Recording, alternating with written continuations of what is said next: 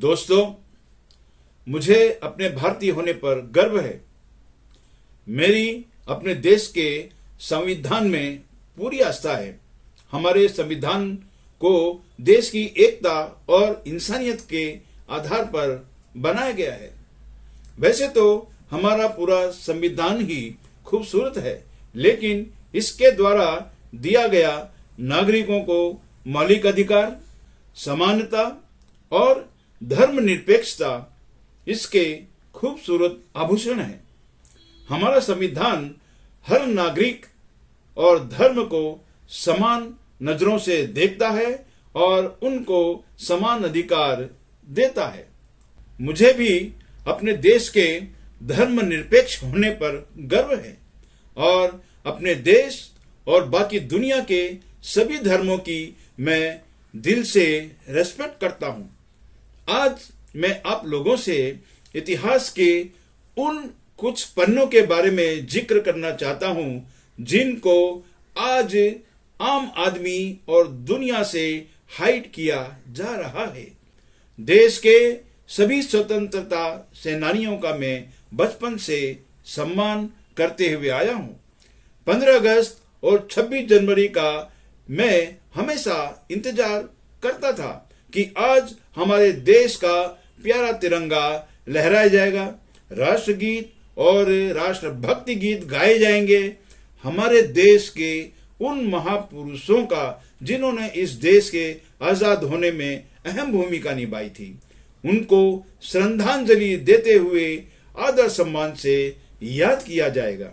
लेकिन जैसे जैसे मैं बड़ा होते गया, मैंने महसूस किया कि इन महापुरुषों में और देश के लिए की गई कुर्बानियों में मुसलमानों की जनसंख्या को देखते हुए उनका जिक्र ना के बराबर था।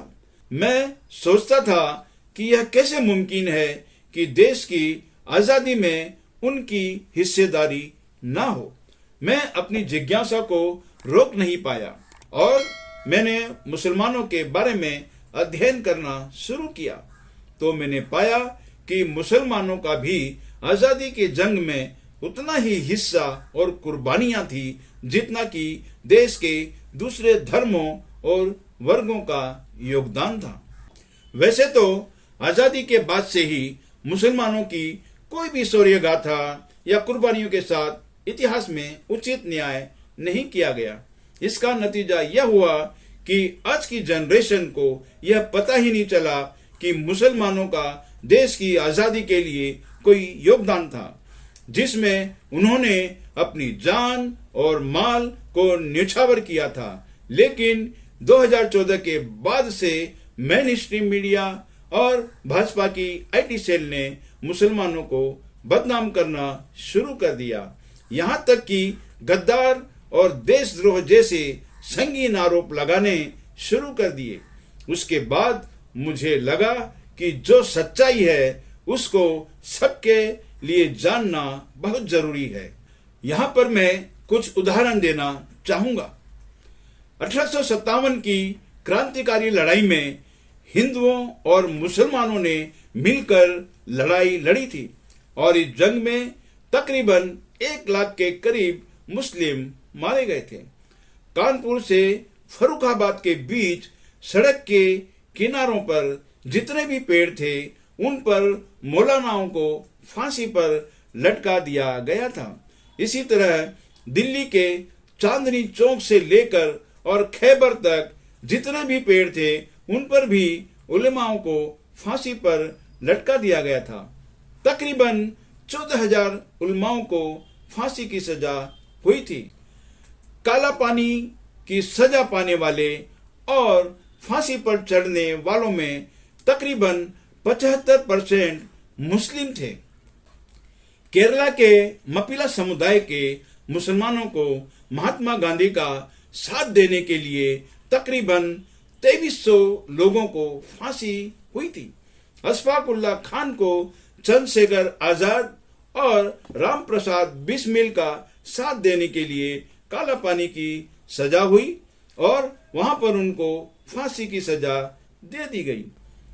खान अब्दुल गफ्फार खान, जिन्होंने जीवन भर गांधी जी का साथ दिया उन्होंने अपने 90 वर्ष के जीवन काल में 45 वर्ष जेल में यातनाओं के साथ गुजारे, लेकिन अंग्रेजों से संघर्ष करना नहीं छोड़ा। बाद में उनको सीमांत गांधी यानी फ्रंटियर गांधी की उपाधि से भी नवाजा गया और भारत सरकार की तरफ से उनको भारत रत्न के सर्वोच्च पुरस्कार से सम्मानित किया गया। मीर उस्मान अली, जो कि हैदराबाद के निजाम थे, उन्होंने 1965 की जंग के दौरान तत्कालीन भूतपूर्व प्रधानमंत्री लाल बहादुर शास्त्री को जंग लड़ने के लिए 5000 केजी यानी 5 टन गोल्ड से सहायता की थी, जो कि अब तक की सबसे बड़ी अपने देश में कोई अनुदान राशि थी। आज हम लोग देश प्रेम में जो जय हिंद का नारा लगाते हैं, वह नारा भी आंध्र प्रदेश के मोइनुद्दीन हसन नक ने दिया था। नेताजी सुभाष चंद्र बोस के साथ प्लेन क्रैश के दुर्घटना के वक्त भी एक कर्नल हबीबुर रहमान भी शामिल थे। गदर शब्द का अर्थ है विद्रोह। गदर नाम से एक पार्टी बनी थी जिसका मुख्य उद्देश्य भारत में क्रांति लाना था। उसका हेडक्वार्टर सैन फ्रांसिस्को में स्थापित किया गया। गदर पार्टी के संस्थापकों में से एक थे, जिन्होंने ब्रिटिश विरोधी संगठनों से नेटवर्क बनाया था। गदर पार्टी के ही सैयद शाह रहमत ने फ्रांस में एक भूमिगत क्रांतिकारी के रूप में काम किया और 1915 में उनको फांसी की सजा दे दी गई। फैजाबाद के अली अहमद सिद्दीकी ने जौनपुर के सैयद मुस्तफा हुसैन के साथ मिलकर मलाया और बर्मा में भारतीय विद्रोह की योजना बनाई और 1917 में उन लोगों को फांसी पर लटका दिया गया। मौलाना हुसैन अहमद मदनी ने अंग्रेजी हुकूमत के खिलाफ एक फतवा दिया था कि अंग्रेजों की फौज में भर्ती होना हराम है।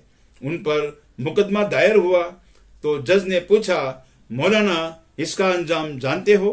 मौलाना ने जवाब दिया कि फतवा देना मेरा काम है और सजा देना तेरा काम, तू सजा दे। इस पर जज ने क्रोधित होकर उनको फांसी की सजा दे दी। फतवे और फांसी की सजा के असर में हजारों लोग फौज की नौकरी छोड़कर जंग आजादी में शामिल हो गए। हैदर अली और बाद में उनके बेटे टीपू सुल्तान ने ब्रिटिश ईस्ट इंडिया कंपनी का विरोध किया। टीपू सुल्तान भारत के इतिहास में एक ऐसे योद्धा थे जिनकी बहादुरी और सूझबूझ ने कई बार अंग्रेजों को घुटने टेकने पर मजबूर कर दिया। अपनी वीरता के कारण ही वह शेर मैसूर कहलाए। उन्होंने जंग में अपनी जान की बाजी लगा दी, लेकिन अंग्रेजों से कोई समझौता नहीं किया। अपनी आखिरी सांस तक अंग्रेजों से लड़ते हुए शहीद हुए। उनकी बहादुरी को देखते हुए भूतपूर्व राष्ट्रपति डॉक्टर एपीजे अब्दुल कलाम ने उन्हें विश्व का सबसे पहला रॉकेट आविष्कारक बताया। बहादुर शाह जफर भारत में मुगल साम्राज्य के आखिरी शहंशाह और उर्दू भाषा के माने हुए शायर थे। उन्होंने 1857 के प्रथम भारतीय स्वतंत्रता संग्राम में भारतीय सिपाहियों का नेतृत्व किया था। इस जंग में उनकी हार हुई और उन्हें बर्मा जेल में भेज दिया गया, जहां पर उनकी बाद में मृत्यु हो गई। नवाब सिराजुद्दौला, शहजादा फिरोज शाह, बेगम हजरत महल, मौलाना अहमदुल्ला शाह, मौलाना जफर अली, असदरी बेगम और बाई अम्मा इत्यादि ने ब्रिटिश हुकूमत के खिलाफ स्वतंत्रता के संघर्ष में योगदान दिया। लिस्ट तो बहुत लंबी है, लेकिन वीडियो भी लंबा हो जाएगा, इसलिए यहाँ पर मैं चुनिंदा ही उदाहरण दे पाऊंगा। अफसोस यह है कि जिन मुसलमानों के बदौलत हमें आजादी नसीब हुई, बीजेपी और आरएसएस जैसे संगठनों को आज उन मुसलमानों की कुर्बानी बिल्कुल भी याद नहीं है। यह संगठन उस जमाने में अंग्रेजों के दोस्त हुआ करते थे।